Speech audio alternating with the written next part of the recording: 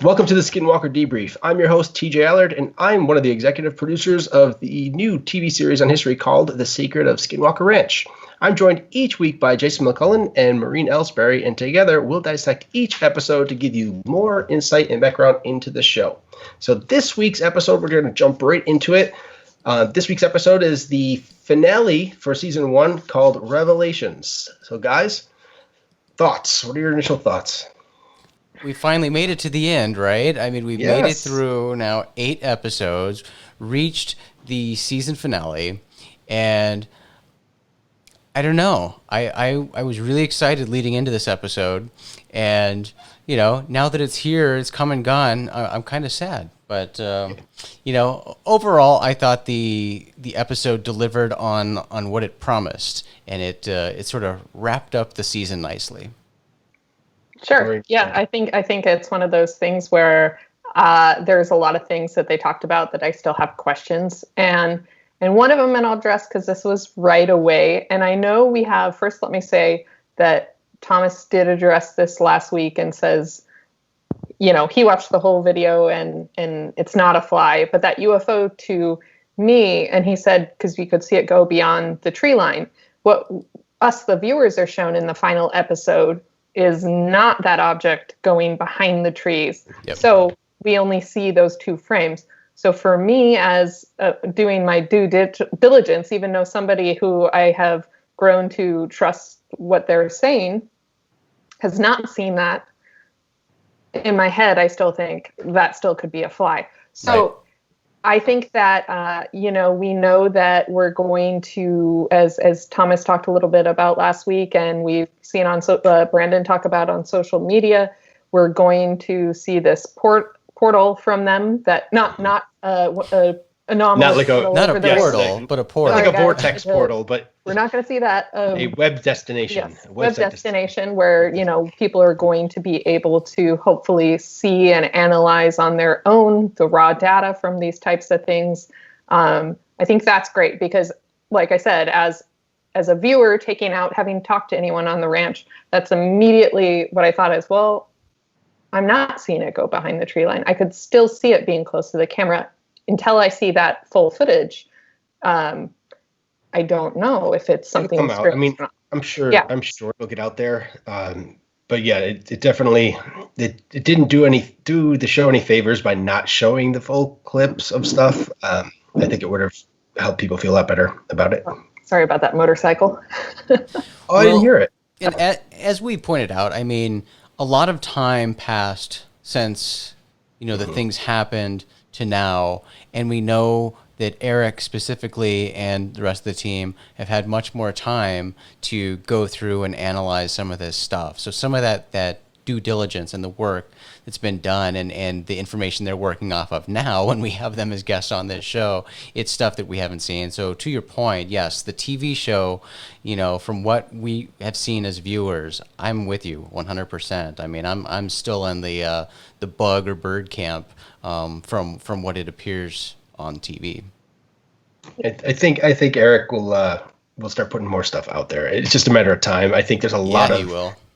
There's a lot of you know, hoops to go through here and things to jump over and hurdles and all that kind of stuff. And speaking of Eric, so just so people know, we had initially had plans to have a guest tonight. It was supposed to be Brandon, and it turns out everyone is at the ranch right now working. So that's kind of, you know, there's some stuff happening. That's a sorry excuse to miss this show. Right? It's a sorry excuse to miss the show. Working at the ranch. Come on. Being there. Yes, there's a lot going on right now. And I know Brandon's already announced it and talked about season 2 happening. And so pre-production, everything like that is getting started now.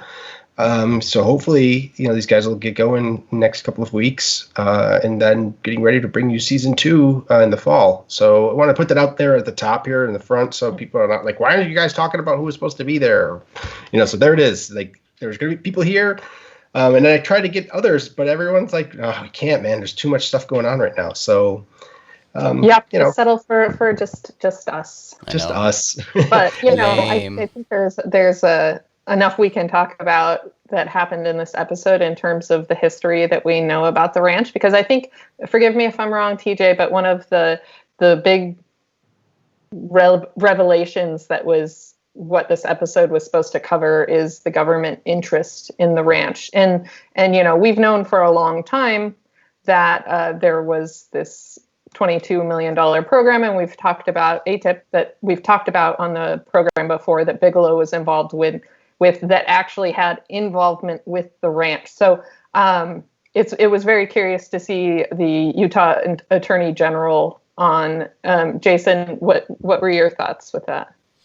Well, when that whole government interest part was brought up, it was, and we'd heard that before, I think from Thomas maybe, but yeah, the fact that Travis says he was contacted by people from the intelligence agencies, it's funny. Hold on, he says we were contacted. He never says he was contacted. He says we were contacted. Yeah. So just saying. And continue. I thought that whole exchange and the topic as a whole was strange, and certainly strange that they were making so much of that, because, as you just mentioned, Maureen, we know that the government has had an active interest in that ranch. They've mentioned it many times on the show, the government's interest in that ranch and active investigation on that ranch. Right. So I don't know. It seemed weird to me to bring that up now, and it would seem weird if the government is still interested in that ranch when they've already done their own studies and whatever they wanted to do on that ranch. So I think what he points out, questions. Yeah, no, it definitely brings up more questions. I think what he was pointing out too was that the idea of comparing notes, I think that is a big one, but also the thing that from what the viewers saw, it was more of how are they still monitoring us? That's the bigger question. Like, who the hell's monitoring and how? That's why Brandon looked so like, wait, they're monitoring us? Like, who and how? With what equipment? When? Like, what are there ninjas in darkness? Like, what's going on? How are they watching us? So I think that's where that real question comes out, because being out there, we had talked about it a number of times. I mean, and Jim even brings it up, where helicopters would just appear out of nowhere, or Humvees would just appear out of nowhere. Like, who the hell are these people, and what division of the military, or who are they a part of? So there's the part of it that, yes, we know about the $22 million aspect of it, but then there's this, what's going on now and why? And like, is it like three guys, just doing this, or is it like, an actual branch of something or a division of something? Well, I can't help but think, this ties into the fact that the government is known for actively tracking and following UFO researchers. I mean, that's been going on for decades, and there's documented proof of this. And, they actively watch people. And, that a lot of that is trying to keep tabs on people to figure out, have they figured out some sort of secret classified project we were working on, or what the results to that were, or these secret aircraft, do they mistake them for UFOs? I mean, there's lots of cases that involve specifically those types of things and connections. So for me, I'm like, I wouldn't be surprised if they were being monitored by the government and being watched for what the hell's going on out there. I mean, that's just kind of hand in hand from what we've learned over the years happens when you get involved in this type of research. I mean, it was validation too for Brandon. I mean, there was a lot, of, he has said that in the past that he thought it was happening. And I think that officials that he had spoken to in the past were like, no, it's not, nothing's going on. Nobody's watching you. There's nothing. And then here it is. Here's your validation that, yes, you're being monitored. That's why you see the smile. He's like, almost like, I knew it. I freaking knew it. It was, it's one of those, like, I still, on a personal level, I don't understand the secrecy of a lot of this. As like a TV producer, I look at it and I'm like, it's the worst kept secret in the world that there's government agencies studying UFOs. Well, the idea of like using the citizen scientists and using all of the available resources you have, it never was more of a, you could mobilize it now easier than you could ever have before, and deploy people to study things and just let people do all of the, like Eric was talking, like if you get 10,000, people doing this stuff or looking into the footage and looking into data, then you're going to find correlations. You're going to find things that others are going to miss. It's like, instead of just throwing a computer at it, throw people at it, because that's going to be, you're going to get a different element, different aspect of it. The algorithm's not going to pick up things, whereas people will. I don't know. I just think it's a big miss. It's a big miss, essentially. Like, we could be doing a lot more for it than, in that research than we are. And everyone knows. It's like, come on, you're not hiding anything. So I don't know. It's going to be interesting. Always agendas at play. You don't know what the agendas are. Of course. No, I mean, yes, of course. I'm just saying, like, if you step back and look at it, it's like, well, everybody knows this is going on. And you can't keep calling people crazy now that there's evidence that's coming out. It's that you have to discount the crazy argument now, especially when you have credentialed investigators, people with PhDs, people with top secret clearance, people, you have Sean Reyes, you have the Attorney General from Utah there. Like, you have legitimate credentialed people that are all, I mean, this isn't the first time any of this has kind of happened. I mean, there's always been, people with background, like with credible backgrounds that say these things. But I mean, now it's becoming, it's just almost like you can't deny these things anymore. I just want to know who the officials, and maybe you guys know, who are the officials that are going to come out? Like, who are the people that are going to talk about this? Who would address this? It's not going to come from, like, the White House. It's not going to come from the Joint Chiefs of Staff. Like, who is it going to come from? At some point, who's going to address any of this? That's my, I'd love to know that. Like, somebody's got to step up. Not a person, but which group, which branch? Space Force? Air Force? Who? Not going into crazy town. Yeah, I mean, it's always going to change. It's always going to come from a different angle, a different organization, because a lot of these groups, these organizations, these sections of the government don't talk to each other. They're doing their own thing and not necessarily working together. So right now we see some activity from the Pentagon. We see some activity from the Navy. So it's kind of all over the place, and I think it'll always be that way until there's a joint effort. That really unifies and talks to each other and shares data.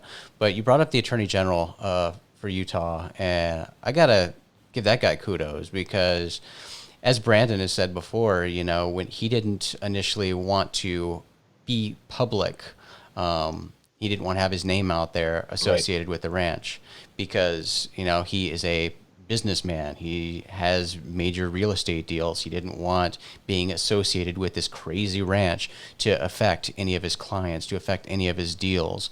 And he's out there now, and very proud with it, very publicly on TV. And then we have the Attorney General for the state of Utah going on this crazy TV show. That's a public figure doing that, public servant going on TV, and a Skinwalker Ranch TV show, acknowledging that it was not expected at all. My favorite part, I think, was when he told Travis Taylor his finger was nasty. After I got exposed to the radiation, I started getting a knot forming here, a bump coming out of my knuckle there, and then another bump started forming. And on into the summer, it kept getting bigger and bigger and started hurting.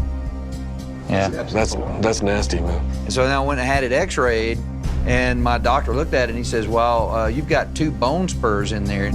They said, well, you're gonna have it removed because it's gonna keep getting bigger and worse. And so they went in and they took out a cyst that was almost as big as an M&M. Yeah, right. That's nasty. Yes, that's right. That's nasty. Yeah. And it is nasty. Oh man. Yeah. That so that was interesting, because I had to Google, my trusty friend Google, whether ionizing radiation exposure could cause bone spurs. Ooh, what did Dr. Google say? Well, I had to do a little deep research into some medical articles, which are super fun. But I mean, basically, and I'm no doctor, so if I say something wrong and you're watching, feel free to let me know. I will not be offended. I did this right before the show. Is that it can cause damage to the cartilage in your joints that could then possibly lead to bone issues. but I didn't see specifically bone spurs. And then I looked at the causes of bone spurs, and of course there's a million, friction overuse and a ton of other things. But it is interesting that it was, I'm assuming, on the same finger that he got the burn on, that the burn showed up on, or was that on his hand?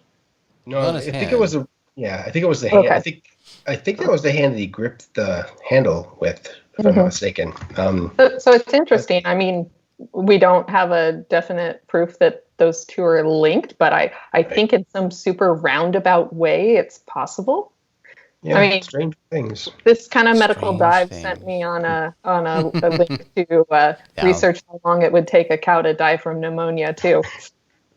So, okay, what do you think of that? Like, so, and he brought up the scared to death. Like, he was like quite literally scared to death. Okay, yes, but he had pneumonia. Yeah. So pneumonia takes a little time unless you suffocate. So I Apparently thought not it in would cows. take more time than I it guess. actually does. They said usually when a cow gets bovine gets pneumonia. I'm going to try to sound smart here. Nice. Death usually happens within the first 2 days. However, by the time we're seeing the cow, it's already on the ground. When the object passes over, it tries to look at the object. It's not like it instantly got pneumonia and died, and the herd was already separated from it. It's clear the cow had been sick already. So I don't think it's like the cow saw a strange object in the ground and dropped dead. Right. Yeah, I think that wasn't presented in the best possible way. It was almost implied that is what happened when in fact it wasn't, and they made it pretty clear that it wasn't. But I love the tainted meat theory. The carcass is there, and I keep thinking of it as like a video game, like a tainted meat. Like, here it is, this carcass of something that no one wants to touch because it's been tainted. But from what, I have no idea. So I had never heard of that before. I don't know if either of you have, like, things being struck by lightning or animals being tainted in a way, I guess I keep saying. I don't know if that's the right word, but I mean, personally, I don't want to eat diseased cow or sick cow, but I'm not a predator, so I don't know, Jason. Yeah, I don't know. Yeah. I never heard the lightning I don't theory. know. I never heard the lightning thing for sure, but as far as anything else, even disease or something, keeping away predators, I would think at least they would kind of tear at it and then realize, this is nasty. But yeah, I would think so too. But we're just humans. Our senses aren't as good, I suppose. Maybe they can smell the disease. Like, can't animals smell like certain diseases on you? Yep. Yeah, I always get real worried when a dog pays too close attention to me. Yeah, why are you smelling that spot so much on my honest. hand? Stop licking my hand. Again? Yeah. No, but I know. I mean, so what's really cool here, and Brandon kind of said that, this could be, and Travis said it as well. Like, if in fact what they believe happened based on their evidence did happen, it's this kind of a groundbreaking thing, and it's kind of flying under the radar, where the idea of quote unquote, air quotes, or communication with something is happening. And like Travis had said, maybe they don't even know that they were communicating, but by sending things up in the air, then maybe they were inadvertently doing so. And then Brandon, again, talking that you have the AG there, the Utah's Attorney General, and you have Brandon saying, like, look, we may have just made first contact. Whether that is true or isn't true, to be able to say that in the presence of Utah's Attorney General, national audience, PhDs, people with security clearance, top secret, like, that's kind of saying something. Like, obviously they're not just throwing it out there all willy-nilly. They obviously, there's something here. I don't want to give away a whole bunch of stuff on the air. Not that there's much to give away, but I mean, it's like the mentality is like, this is legit. This is, but you don't want to say, oh, look, we talked to aliens. And then people are like, oh, you're so crazy. You didn't talk to aliens. Okay, sure. Well, and from the viewer's point of view, knowing that a little more, and knowing that, as we talked about earlier on this episode, that the team has done more investigation into this. They've looked at additional footage and done additional things. They're working, and I have to assume they're working with more information because, again, from what we've been presented, it's a pretty far leap to start thinking that, oh, there's something there that's worth trying to communicate with. Because from what we've seen, I'm still not convinced that there is anything there. Right. No, I was surprised they showed that clip with that sidebar with Dr. Segala, saying like, what can we use? What kind of stuff? Like, that was, again, that's kind of a far leap, to try to put the dots together. But, again, it has been a year since a lot of that stuff has happened. And I think that, just understand, people should understand, like, if it's making it to air, you've had a lot of time to be able to edit that out if they wanted to. So obviously that there's, like you're saying, talking with Eric and Bryant and Tom, there's a lot of, and Jim too, like a lot of stuff has happened. There's been a lot of data analyzed. So they're confident enough that they're still going to say that, and it's not just shock value or for TV, for ratings, like, because then they would look stupid if there wasn't anything to back these things up with. So we have to just trust that they're not trying to make themselves look stupid. It's the magic of TV. Oh, yeah. And, there was a lot of attention paid to the UFOs on this episode. And I get that. I really do, because visual is very exciting. So, and as we've talked about on this show, as Dragon has talked about, I mean, when you have a UFO sighting for yourself, it's incredibly exciting. It's something visual we can look at and say, wow, there's something there. That's great. But when it comes to Skinwalker Ranch and the testing and everything, for me, I mean, yeah, something in the sky is cool, but there's so much more exciting things happening on the ranch in terms of, the electromagnetism and the microwave radiation. I mean, this stuff is happening. They're measuring it. It's hurting people. They're having physical effects to it. That to me, that's so much more exciting, if that's the right word, than the UFOs. I mean, I'm a UFO guy. I love UFOs, but again, just seeing something in the sky, yeah, that's fun. And so I can see where they're going with that. Maybe more experiments. We can try to send messages and see what happens. But with everything else we saw this season, all of the EM activity happening is far more exciting to me personally. Maureen, is that hold true for you too? Yeah, I think I'd agree, because you have the situation where unknown craft are spotted all over the world, often maybe in a more condensed version above the ranch. And it's the idea of tying why, if there are unknown objects flying above the ranch, why are they attracted there? And why they would be attracted there is something based on the ground, like Jason's mentioning, or underground, or, I don't know, there had to be something interesting going on there. So for me, I agree. I think it's like the study of the area and why things would be happening that are strange, not necessarily flying, stopping by, like right. flying overhead. Whenever I look for show ideas or think of ideas, my brain always works, if that, then what else? And so the stuff that we've been presented right now, if I was just a viewer, the UFO, the first one, the shiny one that we saw when they were launching rockets, the multiple ones. I would love to see where that image, if that appears, what other locations have people seen that, or has that been documented? That same type of reflective orb, right? I mean, there's tons of them, but I mean, if you can, right? But the part, if that, then what else is, if you can find that orb, and then hopefully we can get Eric to talk about this, or maybe other people listening know this. How were those readings of the electromagnetic field and the microwave all the way up to 5,000 feet? How were those charted? When Eric showed that really cool graphic, what tech was used to present that, almost like that wave, that waterfall of microwaves? So if you can then find the correlation where those objects appear and you're getting that same kind of reading, that same kind of, so now you're having two data points that you're being able to put together. Can you find multiple locations on the planet that happens? Like, that's where my head goes immediately, like taking whatever data we can find and saying, okay, there's commonalities between these, try to match up as many commonalities as we can. And then see, like, okay, other people see these in Hong Kong. People see these orbs in New York City. People see, okay, great. So those locations, then find what the EM readings are there, or find out what the microwave readings are there. Does anything looks the same? And then you can at least start with, okay, well, there's two data points. What's a third? Can we find another one that matches?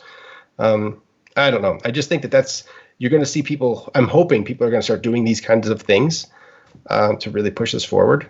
It would be great if, but a lot of people don't have the resources and equipment to actually even test that kind of thing. If they see a silver orb in the sky, they have got, right. They may be in a huge city and see it go by and take one picture, and how are you supposed to get measures for that? So yeah, it's like a dream wish that is probably not going to happen anytime soon. The part of me, though, that there's a lot of publicly available data if you know where to look for it. Like the LiDAR data from the ranch, like that stuff. I mean, there's some really detailed data. If you look, there's databases. I mean, like open source databases of mapping, LiDAR mapping from all over the country. But there's also measurements of elements in all over the country. So I'm wondering if there are measurements of any of these of microwaves, of EM, of any kind of radiation. Like, there must be somewhere there an open source database of this stuff that people are contributing to. And I can't think of the technical terms of these things right now, the names of them. There's a couple that we used to use in researching stuff for the ranch, but like, you just go on and you could do overlays in Google Maps. Like, literally, you can bring in these, they're called like KML files or something. You import them into Google Earth, and then there's a layover. I mean, it's just the layers of data that it's just there. People just don't know what to look for. That's the hardest thing, I guess, to find or figure out. But I mean, if you can, this is just like, I always not upset, but I get annoyed with the ghost hunting shows, because it's like, okay, set up every freaking piece of equipment you can. Every time somebody says they see something, take every reading that's there, every one of them at all times. If you can reproduce all of those readings, and then you see something or experience something, then oh, when this happens, great. And then just keep drilling down. At some point, tech is going to catch up with us to be able to answer these unknowns. It's just a matter of which tech. So, yeah. And open source data gathering is fantastic, but it also has lots of problems, and those problems are what make what's happening on the ranch special, because again, this is a laboratory. It's a working laboratory that tries to have a controlled environment and has a team there actively, conducting these experiments, and they've got a good base that they're working with. They know what usual readings they have there and what's abnormal and things like that. Whereas if somebody like me was just walking around and taking readings, I'd go, oh wow, this area is high. Right. How would I know that? Because I'm not there for months on end, taking readings. So that's where Eric, he was saying about the sufficiently motivated high school student. But you have to know what it is that you need to be doing. And you don't have to have any special abilities. You just have to know, okay, I need to set a baseline. Like, what are the steps, Eric? And I'm sure he's going to put that out there because he wants this kind of citizen scientist. He wants people to start looking for these things. Like, there's just so much info available that he can't possibly, as a human, as one person, go through it all. So, and I don't think he wants to write the code in Python to do it, because that would be tedious. Well, I think this episode 8, did a good job of recapping what we saw for the first season.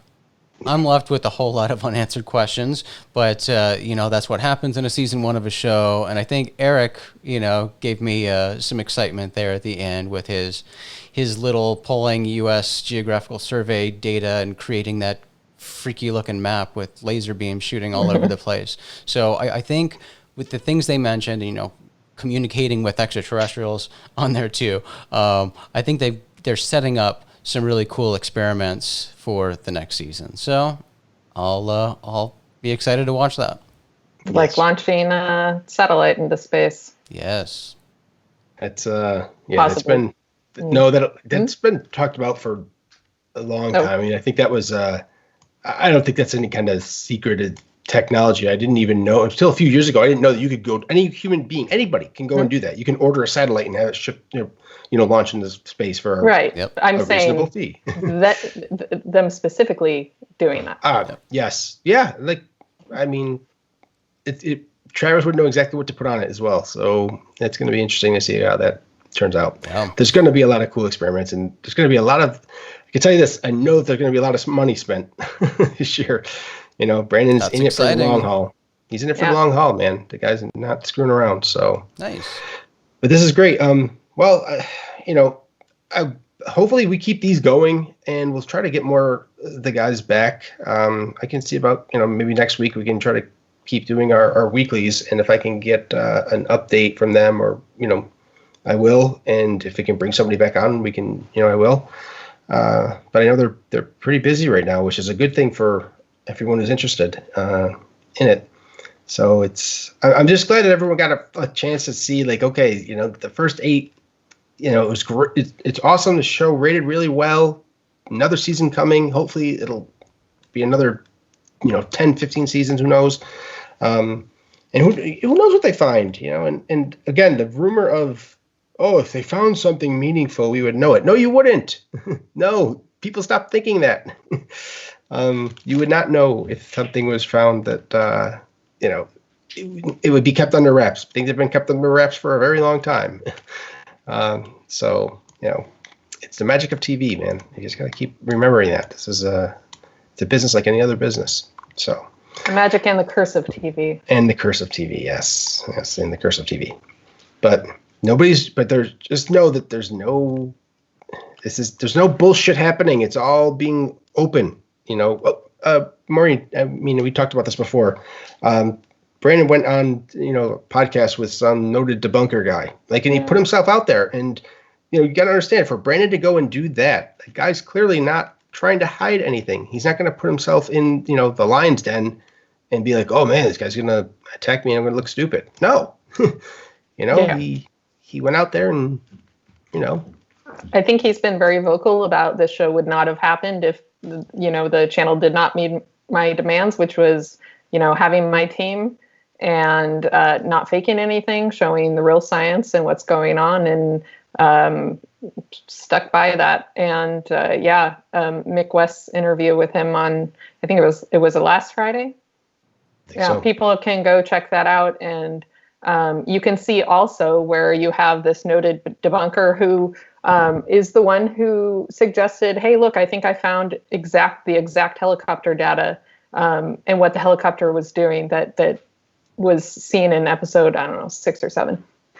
And Brandon said, thank you very much for your research. This was really incredible, blah, blah, blah. It wasn't something like, how dare you? That was definitely a government helicopter watching us. It was like, oh, cool. Like, this is what we need. We need people keeping their eyes open and doing that. So, yeah.